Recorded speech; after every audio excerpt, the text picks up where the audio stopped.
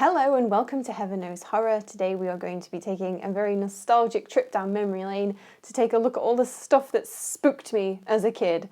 I grew up in the 90s and I like to think that I was a normal child.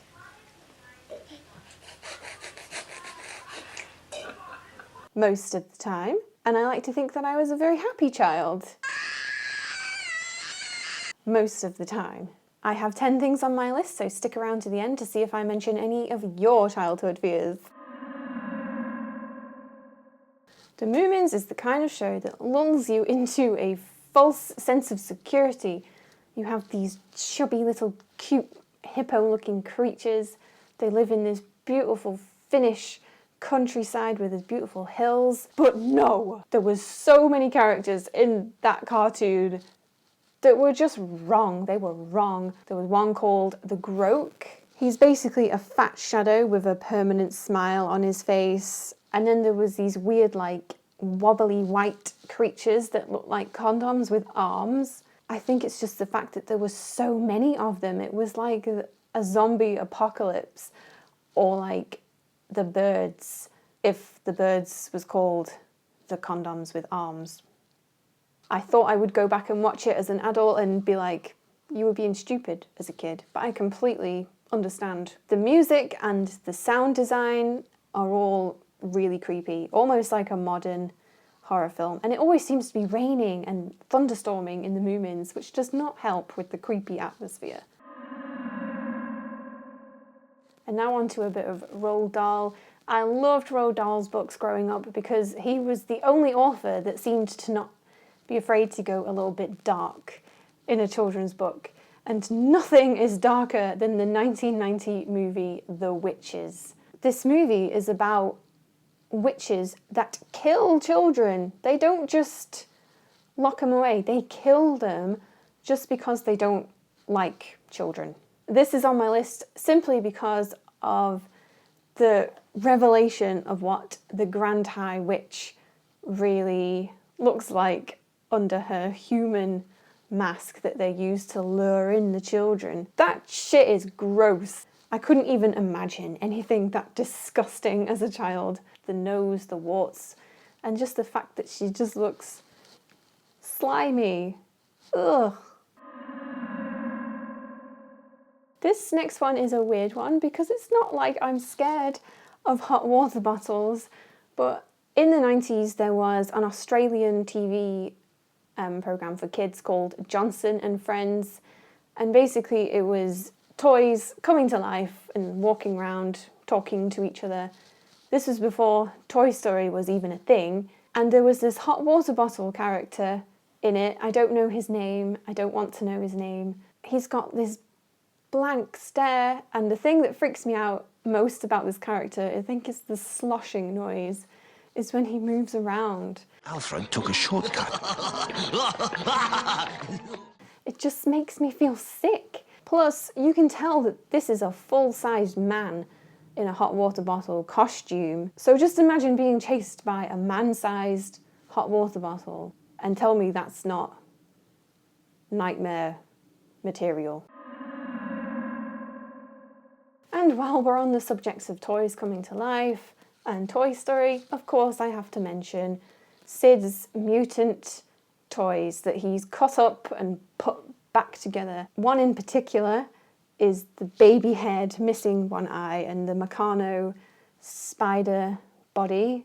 It's the fact that they don't talk as well. I think I just have a weird thing with the things that don't talk, because then you don't really know their intentions. And yes, the toys are friendly, but you don't know that at the start when they just creep out of the dark. Zap was a kids' TV program in the UK in the 90s, and it was basically a silent movie in the form of a comic strip, and there was different characters and it would have different segments for each character. Tricky Dicky is basically a shadow in a trench coat and a big hat who sets impossible tasks for kids to do, and then they see if they can do it. Tricky Dicky has no face. Tricky Dicky does not talk. Tricky Dicky is too scary for kids' TV. He doesn't do anything but giggle. You wouldn't let your kids go hang out with this guy. The whole of Zap was weird, but Tricky Dicky, I had to change the channel. And there wasn't that many channels in the 90s, you know.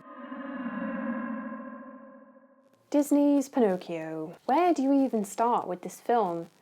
The whole thing is trippy, start to finish. It's meant to be teaching kids to learn morals and to, you know, just be a good person. But really, it just made me terrified to go outside. I thought I was going to get turned into a donkey. I thought I was going to get lured away. But most of all, I thought I was going to get eaten by a big-ass whale. Whales don't eat people, but for the longest time, I thought if I just put a toe in the ocean, a whale would come. I mean, a mix between Pinocchio and Jaws. I still don't like going in the ocean. Whales still terrify me. They're just too big. Too big. So next is Home Alone. And I know a lot of people were scared of Home Alone when they were little. It was a massive movie. I mean, I think everyone in the world has seen Home Alone, right? Most people are scared of the ice scraping man, but I was scared of the furnace in the basement. Kevin goes down and it comes to life. This furnace is alive. It's like a magical furnace that knows that Kevin's down there and it's chomping with its big grate.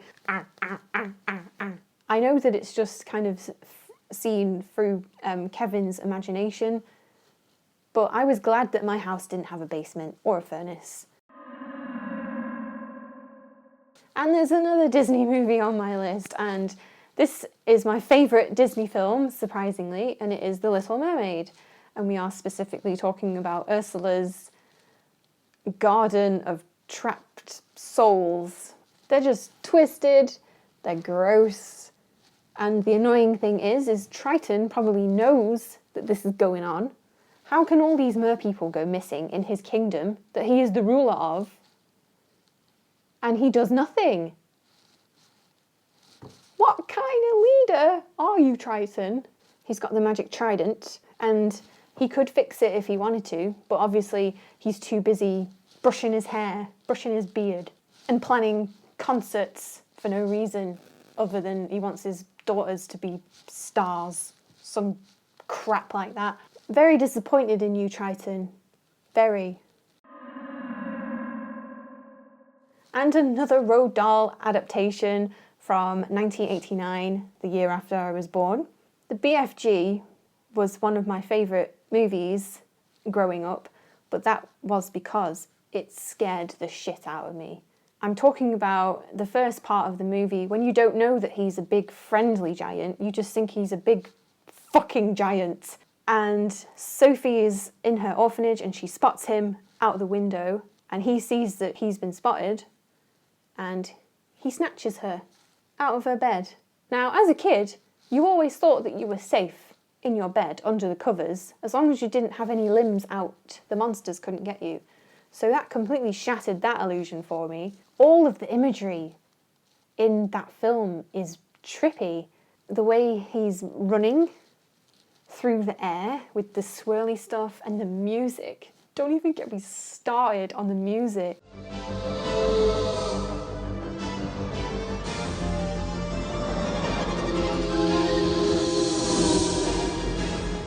The movie had a lot of light-hearted moments in it and, you know, with the farting, the whiz-popping.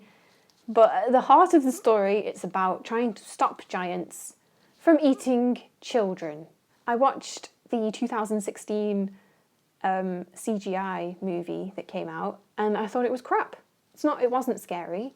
If you look at what the other giants look like, compare the two, the ones in the 1989 are terrifying. There's one that has a long nail, so he can scrape kids.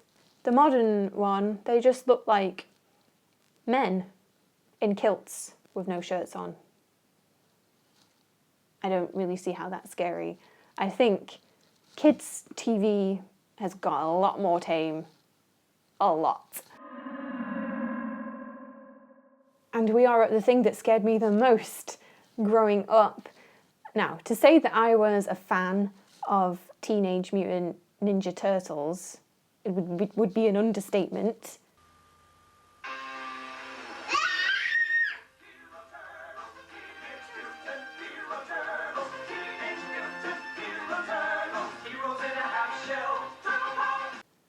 I was the biggest fan. Fun fact, it was actually named Teenage Mutant Hero Turtles in the UK because us Brits, we can handle mutants, but certainly not ninjas. There's one character who put the fear in me, and his name is Shredder. Shredder is basically the love child of Darth Vader and Freddy Krueger. He's got knives coming out of his hands. That's why he's called Shredder. He will probably shred you. Shredder was used as a discipline tactic in my house. My parents would threaten to ring Shredder and tell him to come round because I was being a little shit, basically. And then if I was really naughty, my dad would dangle me over the toilet bowl because Shredder lived in the sewers, and I would be flushed away to Shredder. It sounds like child abuse, it really does, but I needed to be told because I was a little brat. And it worked. Never misbehaved. As soon as Shredder was mentioned, that was it. I was good as gold. I think it's the fact that you can't see his face either. Maybe I just have a thing about masks and people having their face covered. I don't know. But yeah, as I was terrified of Shredder, it only made me want to watch him even more because I loved being scared for some reason. And I still love being scared, and that's why we're here now and why I have a horror YouTube channel. What can I say? And that was just a little glimpse into what my childhood was like. Generally just being scared 24/7 of the most mundane stuff. Hot water bottles, furnaces. Please tell me down in the comments what you were scared of as a kid. I would love to hear from you. The weirder the better. Please subscribe if you liked this video, and hopefully I'll see you next time. Bye!